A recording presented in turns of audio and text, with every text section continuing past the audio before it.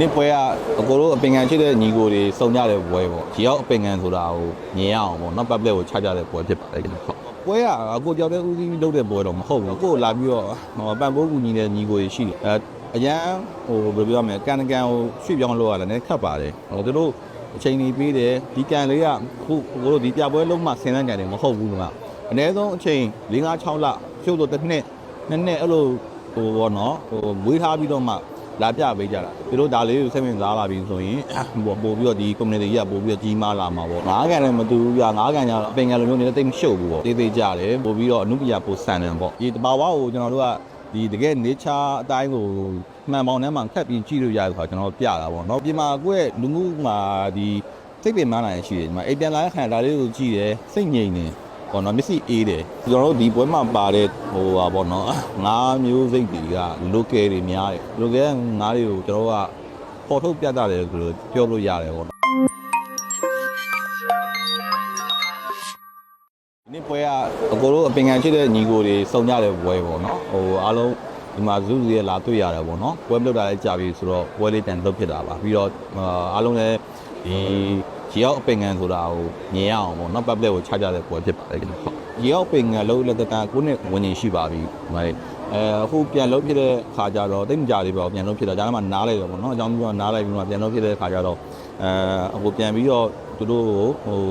စုစည်းပြီးဖြစ်တယ်ပေါ့စကန်ရှိုးပွဲနဲ့က9နှစ်กว่าပါတယ်ဒီဒီတက်ရှိုးနဲ့က9နှစ်กว่าအဲ့ဒီမှာဘလို့ညီကိုကြားထဲမှာတိတ်မတွေ့ဖြစ်ကြဘူးဒီမှာသူရလာတွေ့တယ်အရင်ကအကြောင်းပြန်ပြောကြတယ်ပေါ့နော်အဲ့လိုမျိုးပေါ့ပြီးတော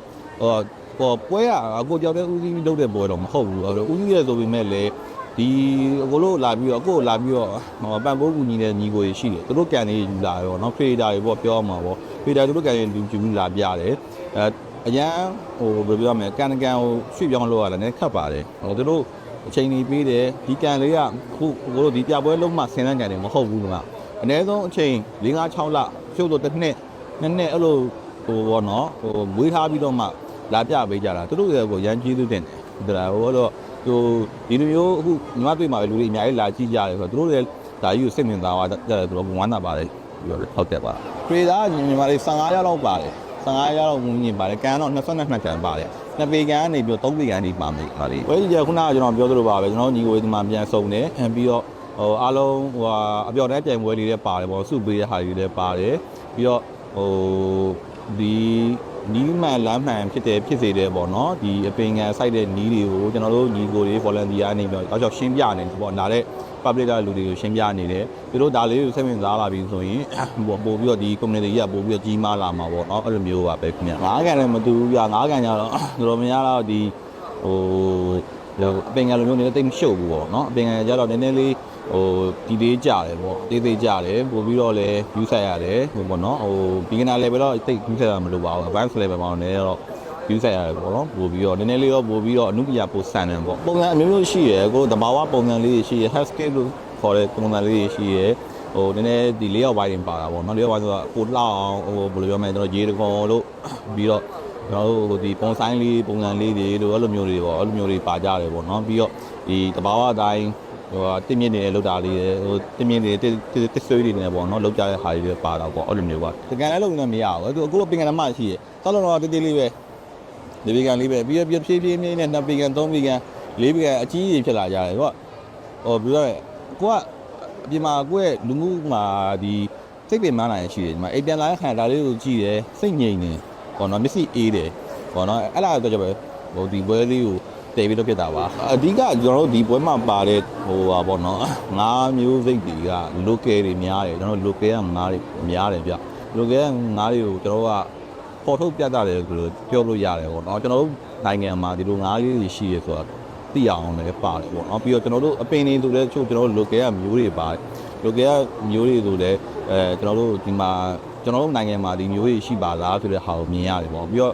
import ပင်တွေငါးတွေလည်းပါပါတယ်ကြာပစုံကအများကြီးရှိတယ်3လိုင်းလောက်ရှိတယ်ပစုံလိုင်းမှာလေအကျယ်သုံးပြောရင်တော့များသွားမှာပေါ့နော်အခုတို့ဒီအလှ fancy ပစုံလေးတွေရှိတယ်အဲ့ဒါမှနည်းနည်းလေး grade ကောင်းသွားတဲ့ကောင်လေးရှိ grade ကွဲသွားတဲ့ကောင်ချို့ကောင်တွေဘယ်လိုပြောလဲတကောင်ထောင်ဝင်းကြီးအောင်နေပြီးတော့တကောင်တိတ်နဲ့ရှိတယ်ပစုံတန်ဖိုးကလေဒီထဲမှာရင်းကြီးစားတဲ့ပစုံလေးတွေရှိတယ်တဲ့အလှကြီးလို့ရတဲ့ပစုံလေးတွေရှိတယ်ပြီးတော့ in breed လုပ်ထားတဲ့ပစုံတွေရှိတယ်အမျိုးမျိုးရှိတယ်ပေါ့သူကရေအေးတာတော့ကြိုက်ရတာ တူကြတယ်ပေါ့ဝမ်းသာတယ်ဝမ်းသာဆိုတော့ခုနဟိုပြောရတော့ဟိုစေးထိုးတဲ့ပွဲပေါ့နော်သူတို့စေးထိုးတဲ့ပွဲလို့ပြောရမှာပေါ့ဟောပြီးတော့ဒီမှာဒါလေးကိုဒီလိုမျိုးလုပ်လို့ရတယ်ဒီတဘာဝကိုကျွန်တော်တို့ကဒီတကယ် nature အတိုင်းကိုမှန်ပေါင်းထဲမှာခက်ပြီးကြည့်လို့ရတယ်ဆိုတော့ကျွန်တော်ပြတာပေါ့နော်ကိုအိမ်မှာကျွန်တော်တို့အကြီးမလုပ်နိုင်မှာတိတိလေးလုပ်လို့ရတယ်ကိုဇပွဲပေါ်မှာတင်ထားတဲ့ကန်တိတိလေးလုပ်လို့ရတယ်အဲ့ဒါမှကိုကအားမရဘူး2ပေ3ပေကန်လုပ်လို့ရတယ်ပေါ့နော်ဟိုတို့အခုစိတ်ဝင်စားအများကြီးလာသူတော်များတယ်အခုတော့မေ2 3 4 3ရက်ပေါ့နော်မြန်မာပလာဇာမှာမနက်9:00နာရီနေပြီးည8:00နာရီထိရှိပါတယ်ဆိုတော့လာခဲ့ပါဖိတ်ခေါ်ပါတယ်အားလုံး